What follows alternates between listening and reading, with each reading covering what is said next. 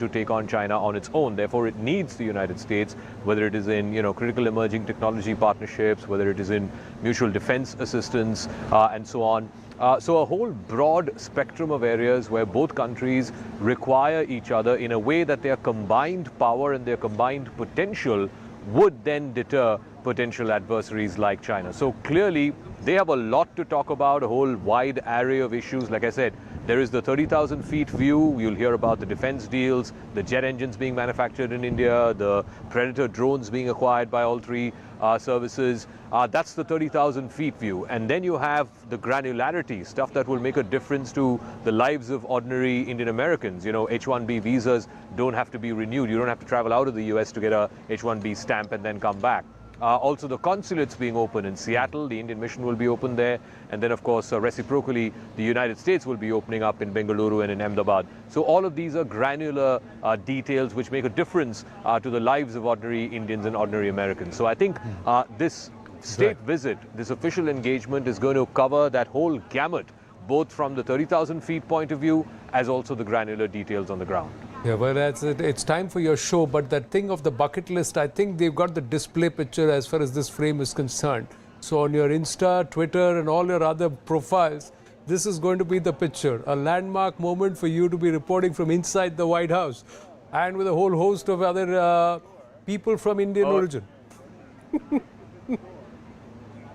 Oh, yes, absolutely. I mean, what we saw on the South Lawns, which is on the right side of where I'm standing right now, the morning's function, I mean, that was surreal. Like I said, as an individual, as an Indian, forget about as being a reporter, just hearing our national anthem, just echo across the White House lawns, and there were about 5,000 people who were singing that along. I think that was a very, very heartfelt moment for all of us as individuals. That was one. And then moments later, some of us, because we have the privilege of covering this visit, we have the access by way of being journalists, some of us were taken to the Oval Office, which is on the other side, on the west wing of the White House. I'm right now standing at the east wing. And the Oval Office, there were this brief introductory statements like you referred to a moment ago between Prime Minister and President Biden. And everybody was recording and everybody was, taking the sound bites and so on. And I was just standing there and just trying to soak in the Oval Office. I mean, you've seen it in all these, you've seen it in House of Cards, you've seen it in West Wing, all these popular movies and TV series. And here I am like, oh, this is where all of this stuff happens. This is where the Underwoods are plotting what they're plotting. And this is where, the West Wing was shot and so on. So it was quite something. I mean, like I said, individually, of course, we are privileged to be journalists, to be part of, covering these visits and so on. But as individuals also, sometimes it's nice to have these perks of the job.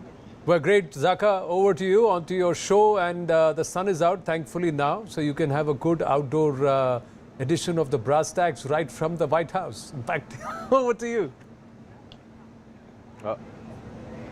All right. Thank you very much. And welcome to this special edition of Brass Tacks, coming to you live from the East Lawns of the United States White House. You can see the East Wing just right behind me. And then on the other side, behind those pillars, behind the main foyer, is the West Wing, where there is the Oval Office, where just moments ago, the Prime Minister and the President just concluded their opening remarks. They are right now in delegation-level talks. The Indian side, of course, led by the Prime Minister. We saw the likes of the National Security Advisor Ajit Doval, the External Affairs Minister Dr. Jake Sullivan, the Indian Ambassador here in the US, Taranjit Sandhu, the Foreign Secretary. And then on the US side, you had US President Biden, the Vice President Kamala Harris, the Defense Secretary Lloyd Austin, the Secretary of State Antony Blinken. They're all sort of cloistered now in the Oval Office, in the West Wing of the White House. They'll be there for the next hour or so. They will be thrashing out these agreements and whatever final details need to be ironed out. 99% of the time, much of the granular details have already been thrashed out by the officials before it gets to the level of the two principals. If there's anything that needs to be, signed off on at the very last minute, the last very sets of I's to be dotted and T's to be crossed, that gets done over the next 1 hour or so with the principals there. And then, of course, there are individual talks that the Prime Minister and the President have, after which, at about 12:30 is what we're told, it's about an hour or so from now, they will come to the east wing of the White House, where again we will have access to that press conference. I'm given to understand that one question each from either side, one American journalist and one Indian journalist will get to ask a question there. But that is, what we're expecting over the course of the next few hours or so. But this morning at the south lawns of the White House, we saw something surreal.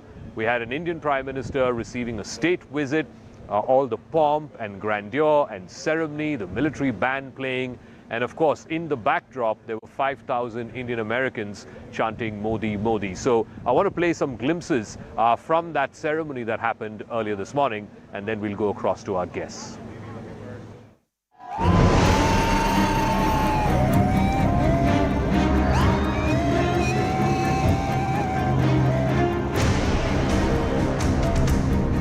Together, India and the United States are working closely on everything from ending poverty and expanding access to health care, to addressing climate change, tackling food and energy insecurity stoked by Russia's unprovoked war in Ukraine.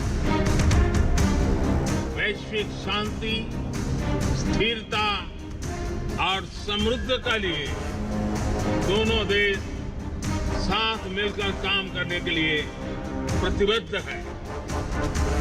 हमारी मजबूत strategic partnership democracy की ताकत का स्पष्ट प्रमाण है।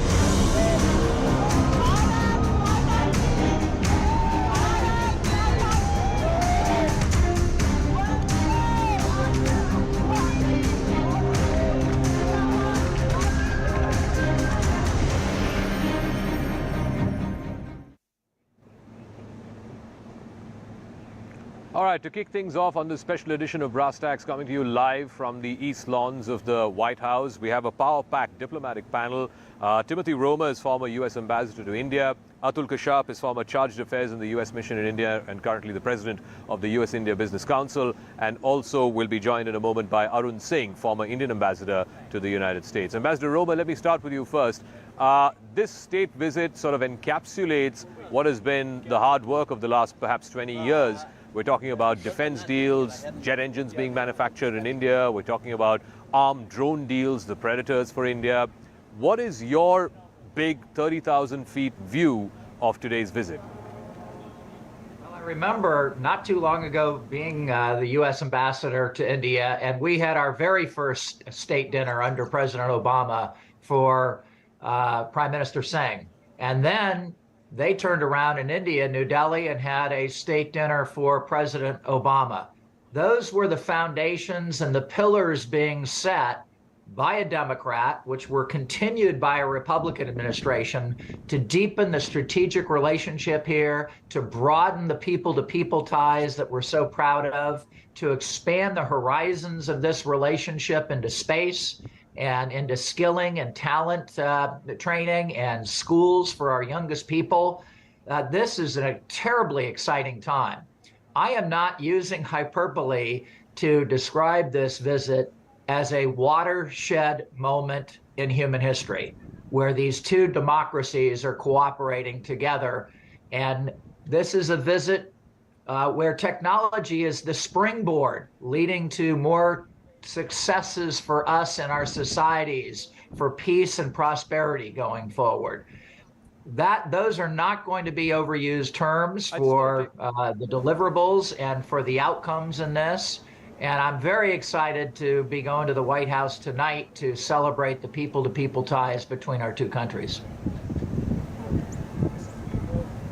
I want to take off on that technology point and ask Ambassador Atul Kashyap, now as chair of the USIBC, I'm sure you're getting the ringside view on this, whether it's technology about manufacturing jet engines in India, technology, semiconductor technology, and big American companies investing in semiconductor tech in India.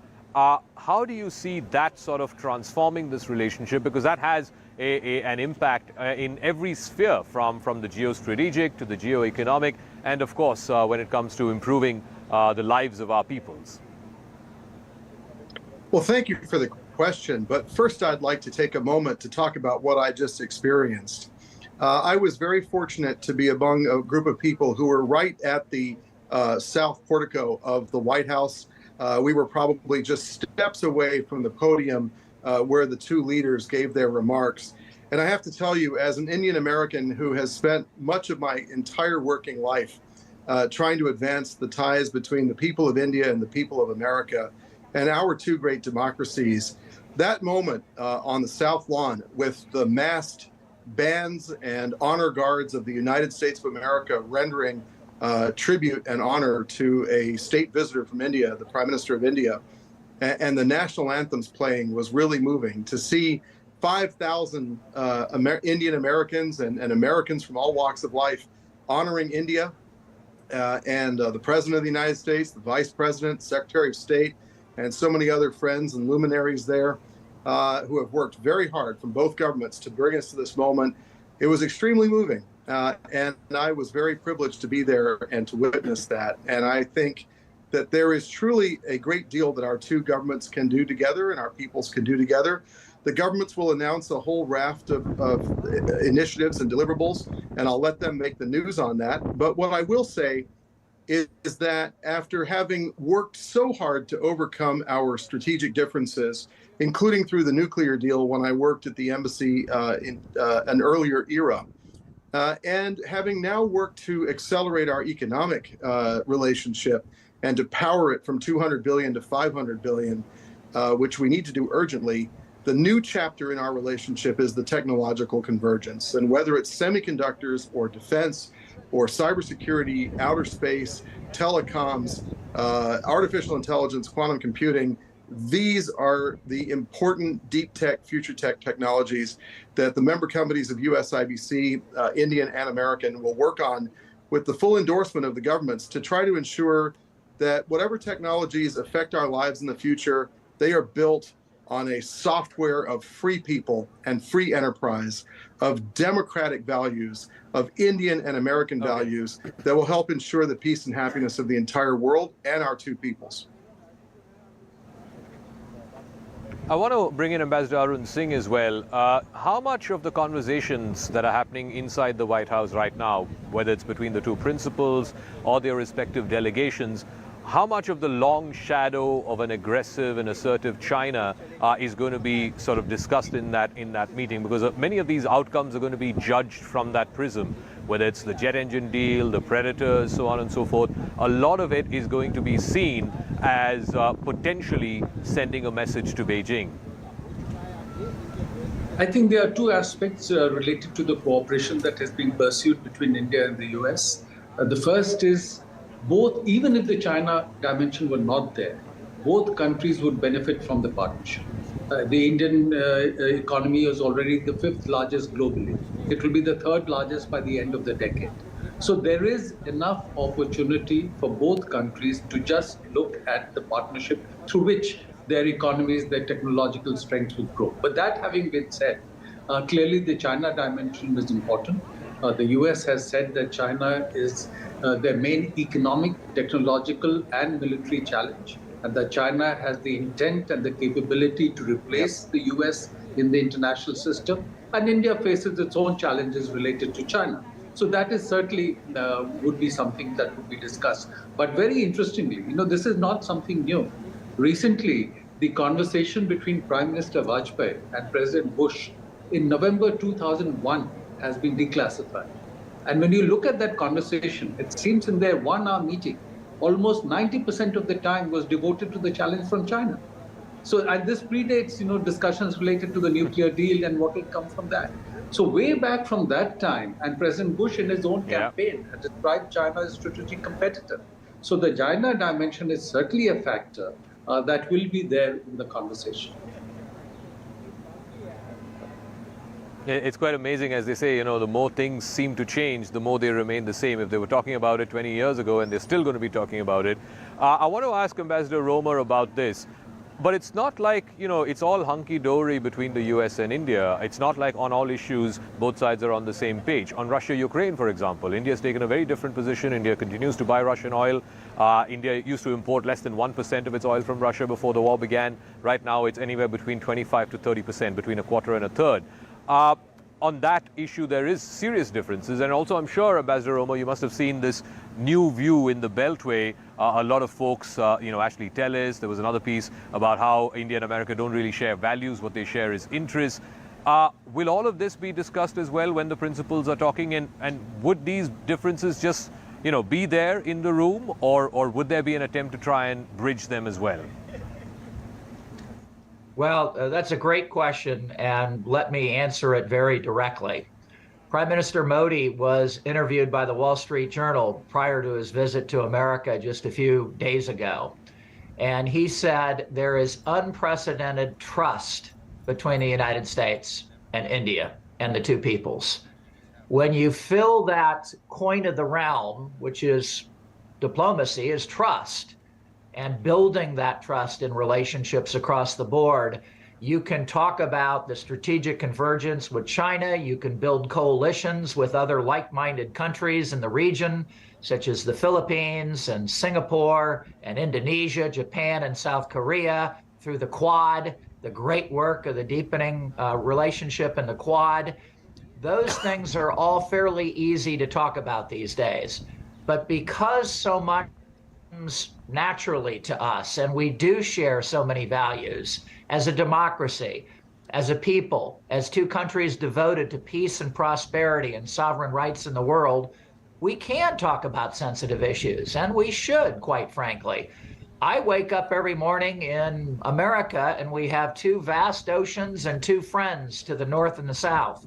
India wakes up to a very different geographic world with threats all around them. The United States recognizes that. So when we talk to India about purchasing Russian oil, we want to express our concerns about that invasion of Ukraine. We want to talk to them about putting a cap on oil prices so that money that India spends on oil does not go toward the war machine in Russia. We have had these frank conversations with them. They have been very friendly, and India has worked with the United States on establishing this cap and is purchasing oil mostly under this cap and way below it. We will talk about democracy. We'll talk about human rights. India will probably bring up directly to President Biden the withdrawal of the United States troops from Afghanistan. I know that's a very important issue to India and a very sensitive one for us. And we will be able to talk through these issues and still come out with these historic agreements, this wide understanding of our different perspectives, but this mutual sharing of our strategic convergence together and our view of the geopolitical situation of the world that is more and more common, but not completely uniform. It is not unanimous. And in democracies, we are used to that. We have a lot of debate in America about our politics and about the world. So does India. Having lived in India, the vibrancy of that debate is one of the best things you experience. So you will see some of that, hear some of that behind closed doors, and it's good for the relationship. Mm-hmm. I just want to take off on that point and ask Ambassador Keshav, I'm sure you must have seen this just, moments before the White House ceremony began and the two principals went in for their talks. President Obama, the former president of the U.S., has spoken to CNN's Christiane Amanpour. And one of the things that he talked about was, this is the challenge of being a president of a democratic country, that you need to oftentimes work with friends and partners whose records may not be perfect. I mean, America's own record is not perfect. How do these conversations happen between the principals? Because there was a time when this was a very touchy topic. I'm sure when back in your diplomatic days, you must have been extremely worried about, a slip of the tongue or something that one person said about a touchy topic for the other person. How is that being handled now? Or is it just that, for public consumption, none of this is talked about, but in private, these conversations are had? Well, I didn't see President Obama's remarks because I was in a hold room somewhere on the floor of first floor of the White House. But what I will say is that, these conversations at the leader level are obviously prepared many, many weeks in advance, days in advance, and are very carefully crafted. Every time I've worked on one of these visits in either direction, there's an enormous amount of staffing that goes in from both governments in order to make sure that the conversation is sculpted and structured in a very productive way. Now, as in marriage and in life, it's not what you say, but how you say it that marks a relationship. And so I think that when we talk to each other as friends, we are 1.75 billion freedom-loving people. Both the President of the United States and Prime Minister Modi talked about how our constitutions begin with the words, "We the people." When India goes for national elections, more than 800 million people vote, and the ballot is free and fair and has many choices. And that's true in the United States as well. We are the greatest democracies on earth. And so we are both struggling, each in our own way, across our extremely diverse and dazzlingly amazing countries to form a more perfect union. And we can do that as friends together. There are things that we can do to help one another, not only in our own countries, but all around the world to help lift people to better standards of living. And I think that if we come at it with a spirit of respect for one another and with a humble attitude, there is much we can achieve together. I'm certain the President, the Prime Minister will be talking about all of the big strategic and economic issues, the technological convergence, the deliverables. But at the end of the day, the United States and India believe in something. Our people believe in a vision, not only for themselves, but for the entire world, a vision of freedom and happiness, where every person, every human being can attain their full potential. We believe in helping uplift people in other countries, in Africa, in the Middle East, and Pacific Islands, Central Asia, Indian Ocean region. We believe in our partnership, especially in the Quad.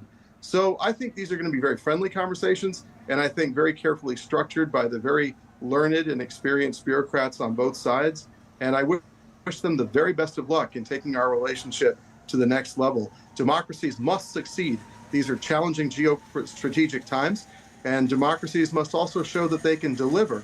And that ceremony today was magnificent, and I wish both governments great outcomes from this state visit. So I just want to take that forward, not just about the strategic 30,000 feet view of things which need to be ironed out and announced. Of course, that will grab all the headlines. But Ambassador Arun Singh, you know, even the granular details and stuff that makes or improves the lives of ordinary people, Indian Americans, Indians and Americans, you know, the fact that consulates are going to get opened in Bangalore and Ahmedabad, and that's going to ease up visa times. You're going to have one in Seattle, an Indian mission in Seattle coming up soon. Also, we're given to understand, and I'm sure this was an issue even when you were ambassador here, the H-1B visas. And the fact that every time someone on an H-1B visa needs to get his or her visa renewed, they have to get that stamp outside of the United States, so they have to travel. Most of them would travel back to India. So there's always this uncertainty. I believe one of the agreements will be that they don't have to leave U.S. shores to get a re-stamp done on their H-1Bs. How much of these nitty-gritty issues are also discussed at the level of the principals, or are these sort of sorted out much before the meeting happens? And also, it seems like, you know, the diplomats are catching up with the people to people, as opposed to the other way around. So these issues are important because they affect the welfare of the people. And for example, recently you'd have seen that more than 20,000 people who were on H-1B visas had lost their jobs. And it had become an issue that there was a requirement that within 60 days, they had to find an alternative job or go back without any visa status. And then India had worked with the US government, and the US government then extended the period under which they could look for an alternative job, which made a huge difference. So these issues are certainly important. And I think any relaxation that the US is able to work out there would have an impact. The fact that we are going to open more consulates would certainly ease the situation related to people who are looking for consular services, passport, visas, and other kind of support. But I think at the level of the leaders, it would be touched upon in very broad terms, that these are important issues. Whatever we can do, it should be done. Certain measures that can be done on H-1B. And then, of course, the nitty-gritty would then be discussed at the functional levels. All right. I'll get closing comments from all three of you before we wrap up this segment. Ambassador Roma, what would you look out for in this visit? And again, I'm coming down to, we saw a lot of pomp and ceremony and grandeur earlier this morning, all of which is important, but ultimately this visit will be judged by what it delivers, what its outcomes are. So that's a very important point. And one of the most important things you do as a ambassador is to implement these agreements. It takes a lot of work, months and months of work to set up the deliverables. Then you have to implement them in real time and in the real world and make sure that these are working for both countries, whether that's a consulate, making sure that when Indian people come to the United States and they're getting their master's degrees and their PhDs, they are job multipliers when they come here. They're starting new businesses. They're opening new opportunities for Americans to work in plants, to work in manufacturing, to work in coding. That is a smart thing that we need to implement and make sure it's working both ways for both countries as a win-win scenario. I'd also just make a comment. There's a lot of, one of the guests said that there's a lot of scripted comments between the two leaders. I am amazed by the genuine interaction between the Indian and the American leaders and going off script. I remember President Obama turning to Prime Minister Singh and saying, okay, we've been talking for the last 2 hours about all these important issues. What do you think is the most important issue for the next 20 years between our two countries? Is it water security? Is it technology? Is it education? How do we improve people-to-people ties? We can do that with India. It's amazing when you sit down with your Indian interlocutors how much they want to go off some of the talking points and engage in the future. We don't do that so much with the Chinese delegation and with bilateral talks. Yeah.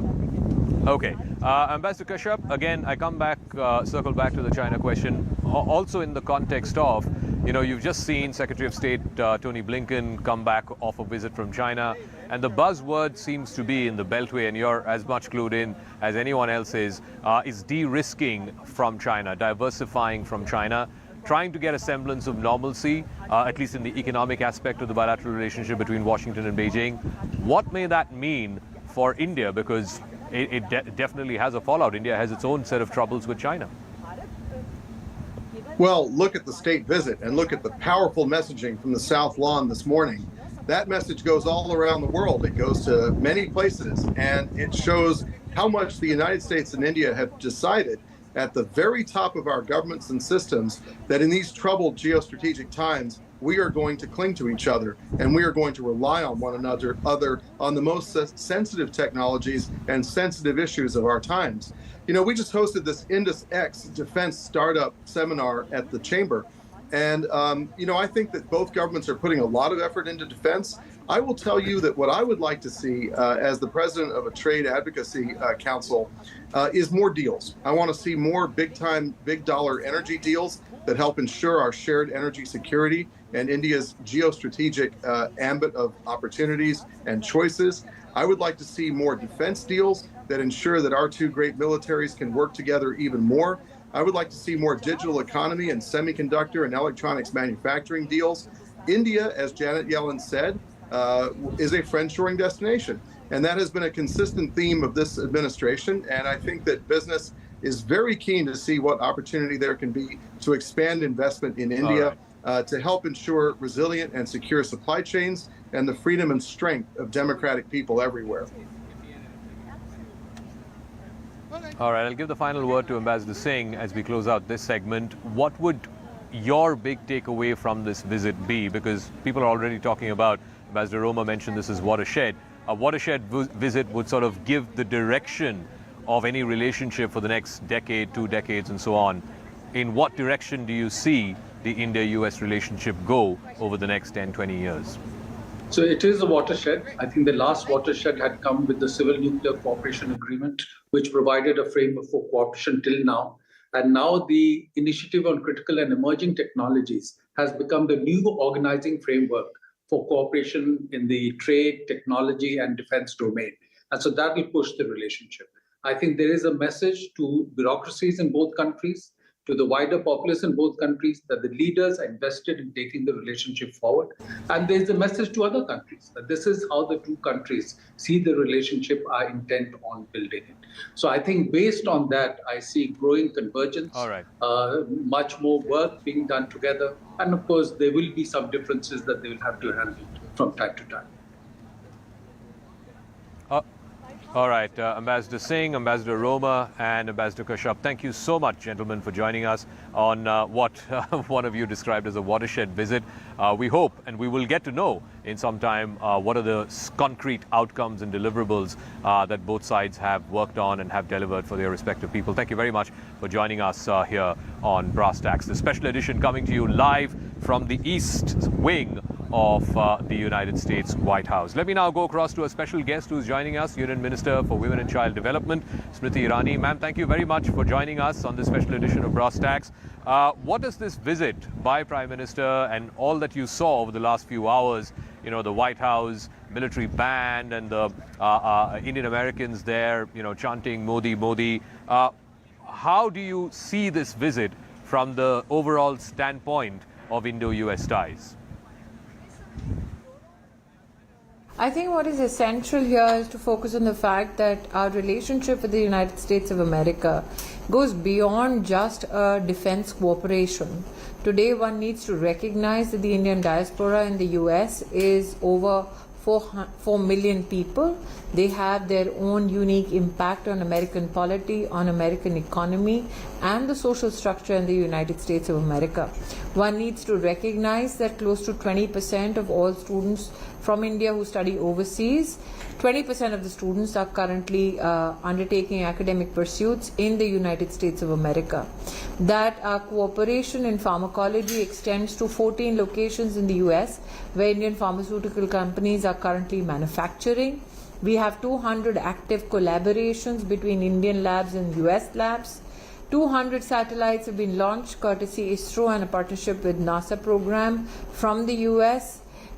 So I think that we need to look beyond just internal security or security cooperation or defense.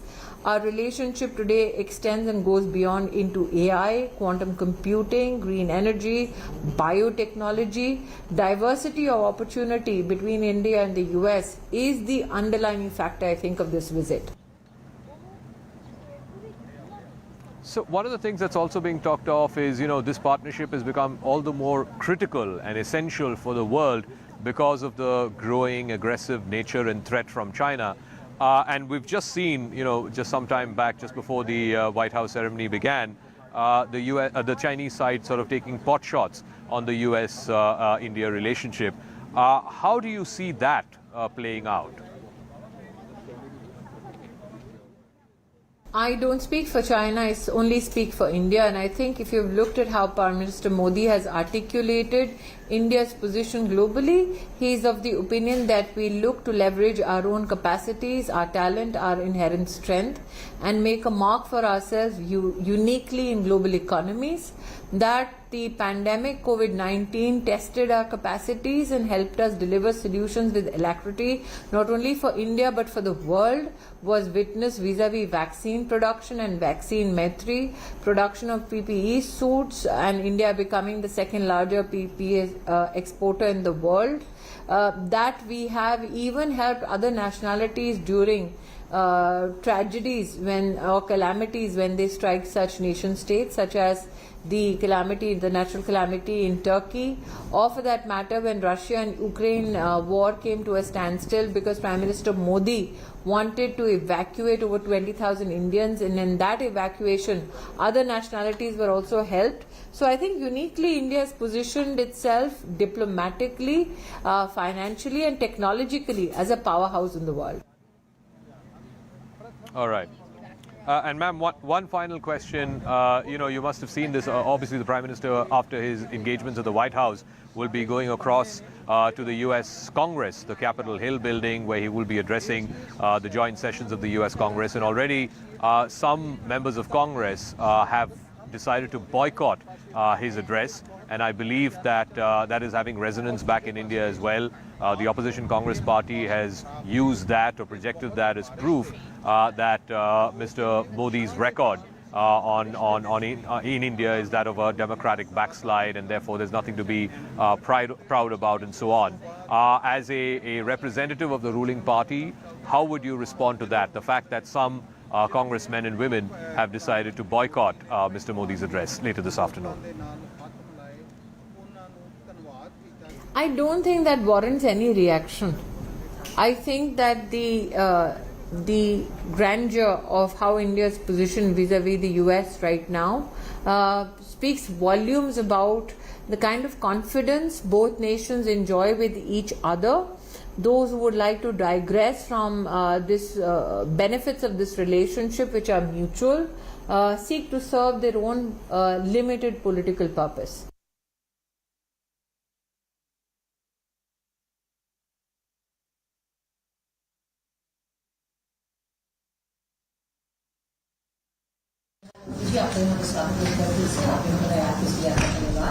Almost exactly 10 years ago, when I visited Mumbai as Vice President, I emphasized how important it was for India and the United States to continue building the partnership small steps at a time.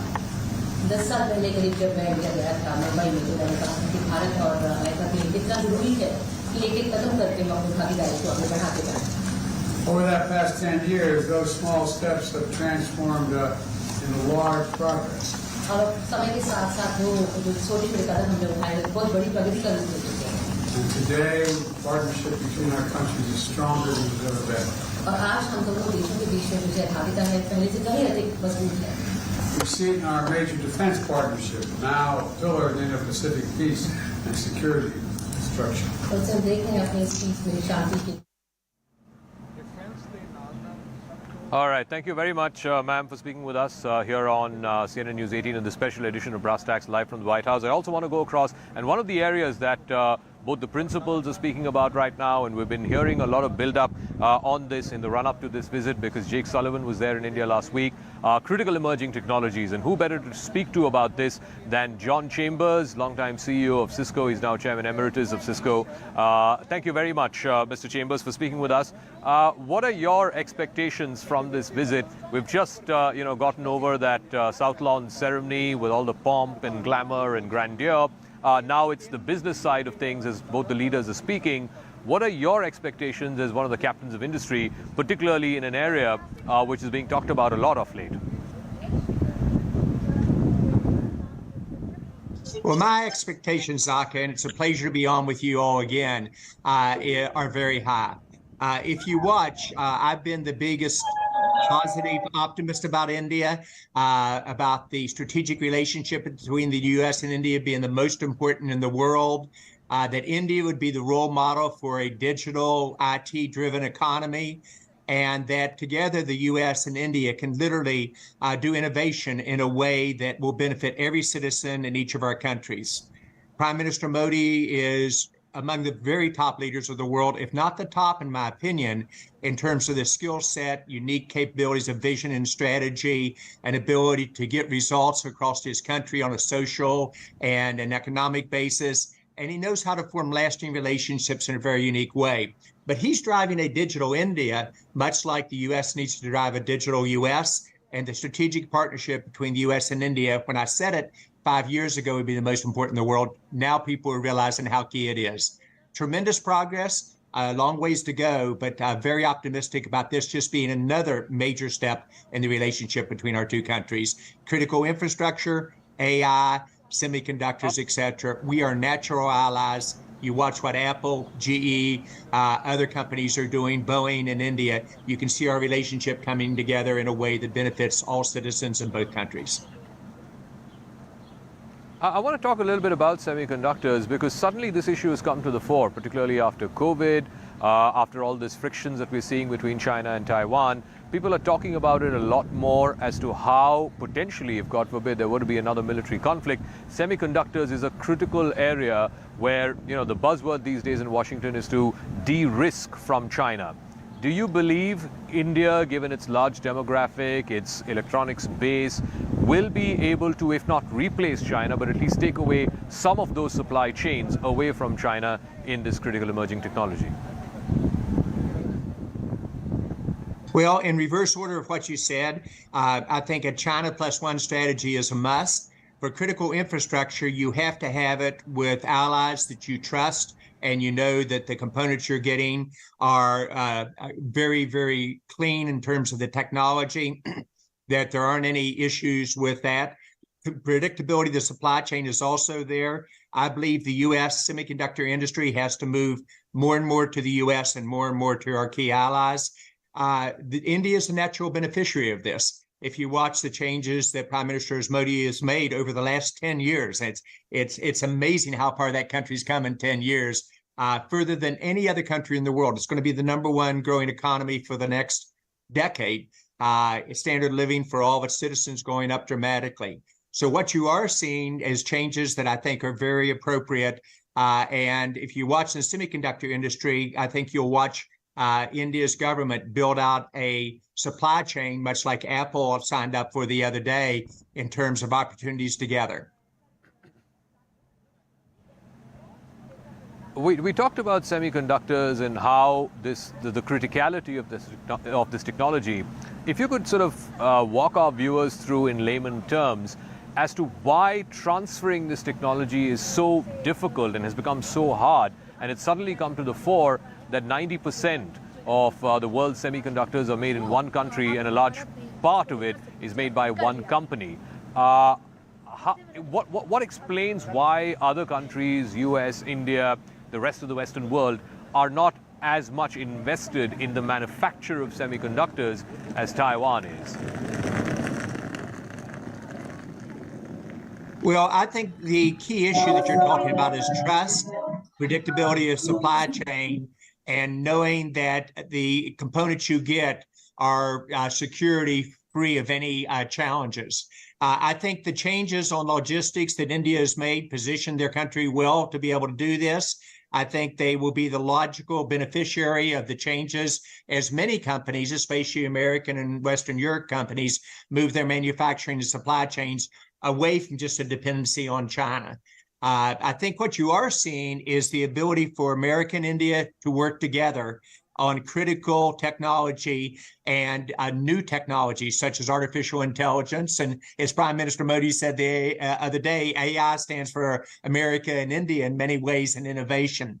So I think the codependence of our two countries together for the benefit of technology leadership for the next 2 decades is key here. I think leadership in both countries clearly understands the opportunity, and that's why I think you're seeing these events today occur with a host of announcements, whether it's the immigration visa, whether it's the issue on sale of jet engines and manufacturing of jet engines, whether it's Apple's commitment to India, et cetera. So an exciting day. All right. Thank you very much for that, Mr. Chambers. I'm now joined by one of your colleagues at the US-India Strategic Partnership Forum. Mukesh Aghi is the president of the USIPF. Thank you very much for speaking with us, Mr. Aghi. You've seen, I'm sure, the pomp and grandeur and the ceremony that we saw at the South Lawns of the White House, where the Prime Minister was greeted. There were 5,000 Indian Americans chanting Modi, Modi. And of course, it was a surreal experience, even for a reporter like me. Now that that is over, the grandeur and the pomp is over, the substantive part is happening right now in the Oval Office and in the West Wing. What are your expectations from the substance of this visit? Because ultimately, that's how it's going to be judged. So I think you have to look at what outcomes of today and the long term. Yes, you have the transactional outcome, which is the GE deal, or on the chip manufacturing with Micron, or other aspect of the deals which will be announced in regards to drones from General Atomic. But I think when you look at long term, there are 3 factors which are driving this relationship, and that's going to define the agenda. First, I see is that India has moved on from a non-alignment focus to aligned focus. When I say aligned focus, it is aligning its interest with countries where they are compatible itself. So in the case of US, I would say there are 3 forces which are driving this. One is the geopolitics, and it's not just geopolitics of China rise and its assertive behavior, but also trying to de-risk supply chain from China. As a geopolitically, India plays a pivotal role there. The second factor, when you have these alignments happening, is the chemistry between President Biden and Prime Minister Modi. You know, we had President Obama, there was a relationship. Then we have President Trump, which was more of a transactional relationship. But I think this is much more substantive. They are working together to drive a clearly focused agenda. And what works in their favor is the economic rise of India. Economic prosperity of India is good for America and American companies. And a military strong India is good for regional stability. So if you look at those two principles which are driving, and the final thing which I see is the Indian American diaspora here. They are the most affluent minority group, the most educated minority group, involved in the civic sense, in the congressional election, local election, and also there's an appointment of roughly around 150 plus Indian Americans in the Biden administration.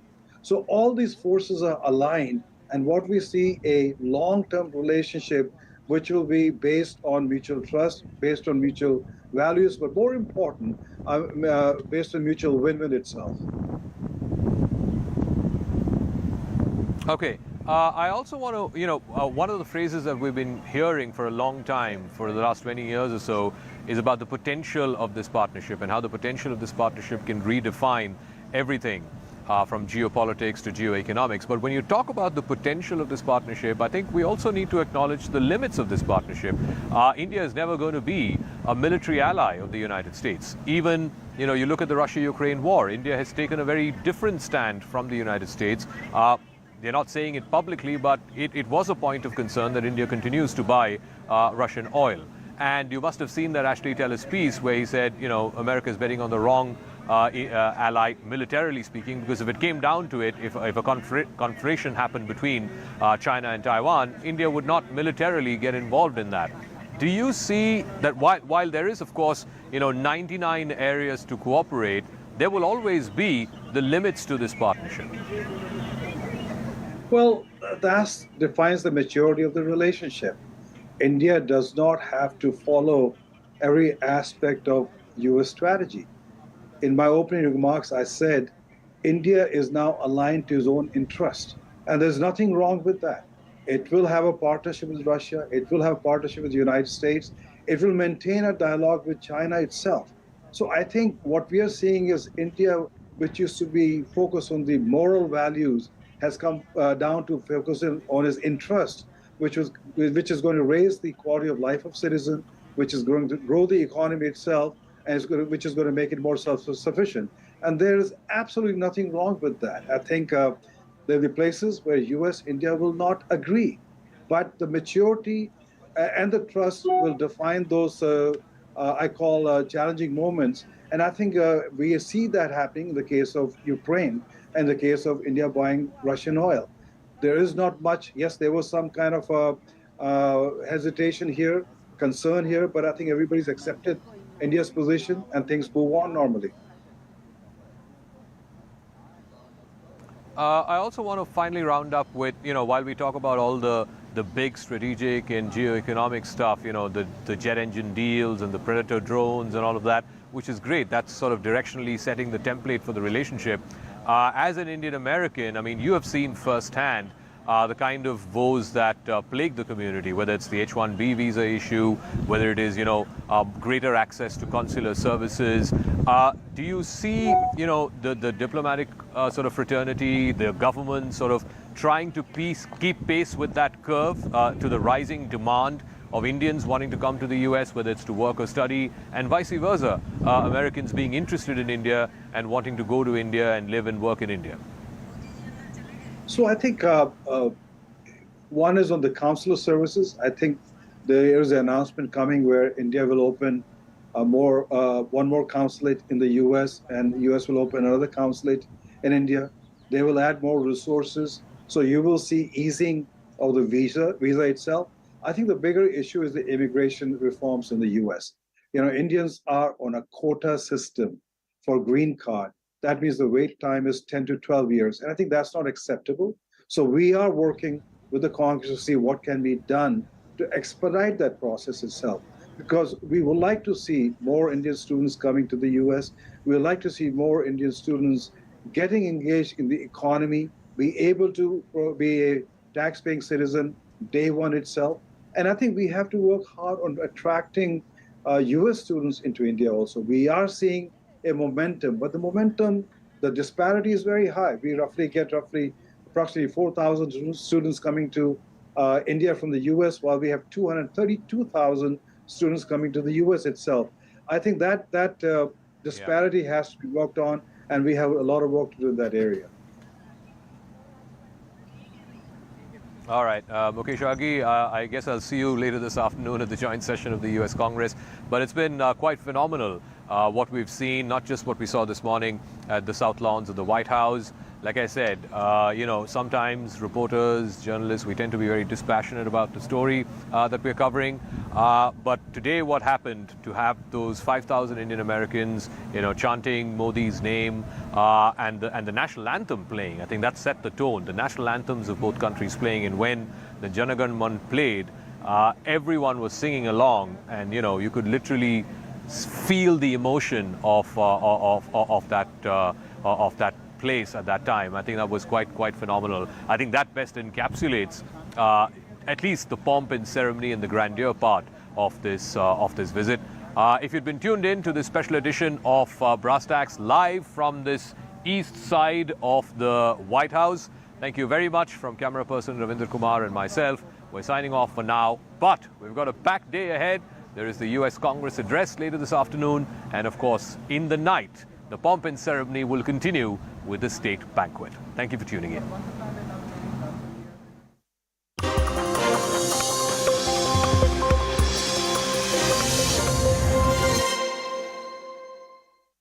If you do the Venn diagram, there is enough there in common that both countries can benefit from.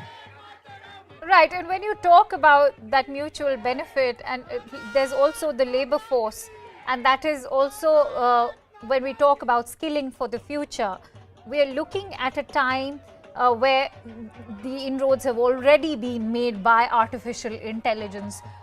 Could this also pose a threat to the existing labor force in both the markets, whether it is India or the United States?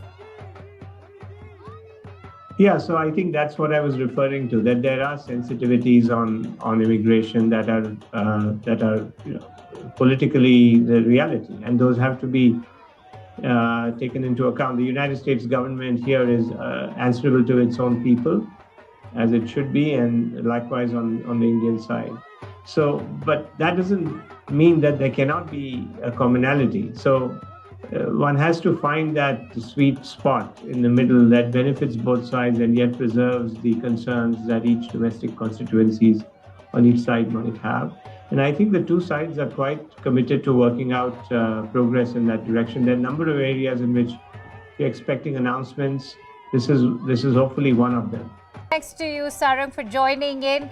I'm sure you can hear the audio. It speaks volumes of Prime Minister's popularity within the Indian diaspora, which has sort of witnessed this kind of meteoric rise. Before we delve into topics of foreign policy and geopolitics, let's also take a moment to acknowledge the kind of power soft power has to gain those hard outcomes that the Indian government is trying to, gain, as far as, using this as an ice-breaking moment to gain perhaps greater mileage when it comes to strengthening that bilateral relationship between India and the United States is concerned. I want to know from you, Sarang, what has been the sentiment within the Indian American community as far as Prime Minister Modi's state visit is concerned, because remember, he's made those visits in the past as well, but this is his maiden state visit.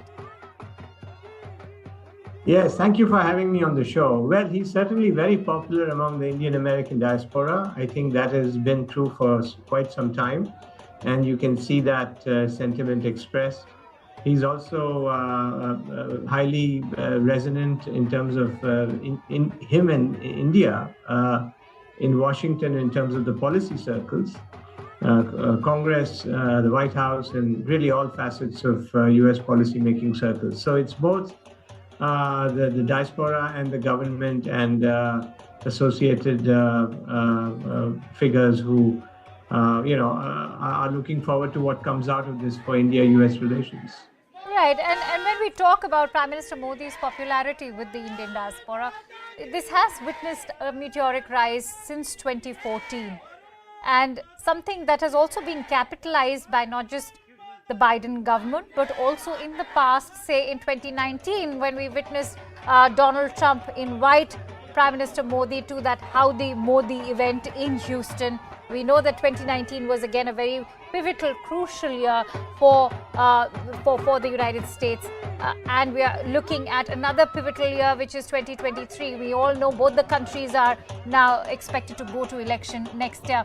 But having said that, what will this mean for a year that is so critical for the United States, taking into consideration that the Indian American community is a massive voting bloc now? Indian Americans are running in presidential elections.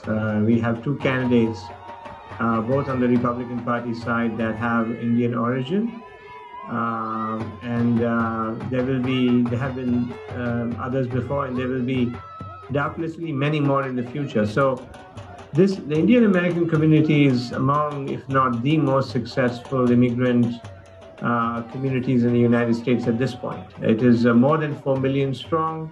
It has done extremely well in terms of education and wealth, and it's translating that into political influence. So all in all, this creates a very different sort of a relationship between the US and India, beyond the strategic imperative, which is what is driving India and the US to converge for 20 years. This is adding a dimension of people-to-people ties, and indeed, Indian Americans who are very much present in the political sphere of the United States, in the policy-making sphere, in the technocratic sphere, in the corporate sphere, and so forth. In fact, as we speak, Sarang, we are also learning that Prime Minister Modi will be attending a very important event, which is going to be called Skilling for the Future. This event, of course, is going to focus on capacity building, on building better skills for a labor force that is very young and also occupied by the Indian Americans in a sizable population as far as the labor force in the United States is concerned.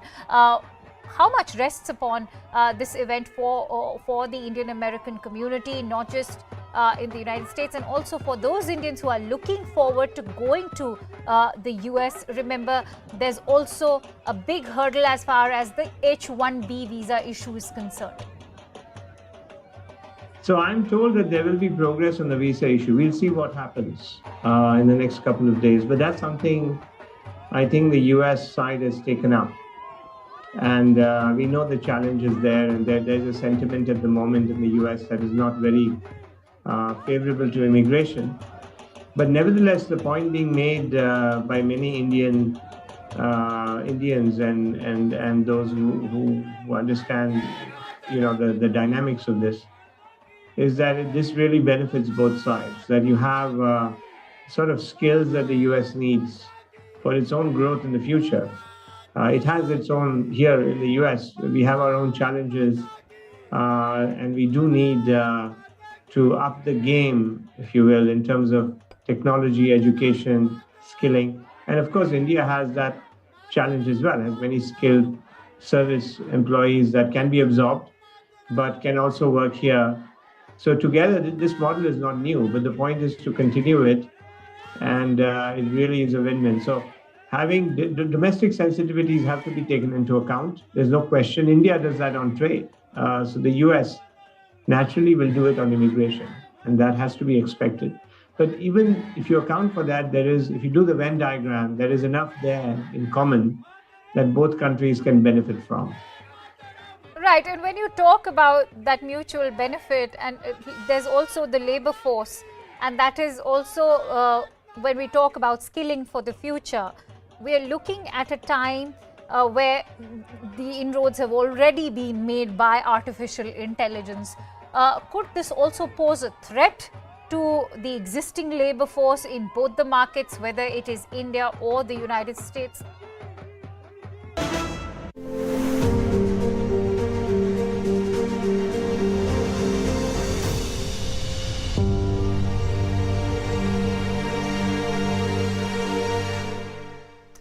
Namaste, Jai Hind, and thank you for staying with us here at CNN News 18. And we'd like to tell you that it's going to be a rolling coverage right through the night because it's a historic state visit of Prime Minister Narendra Modi, and the welcome that's been accorded itself shows or is testimony to the fact that India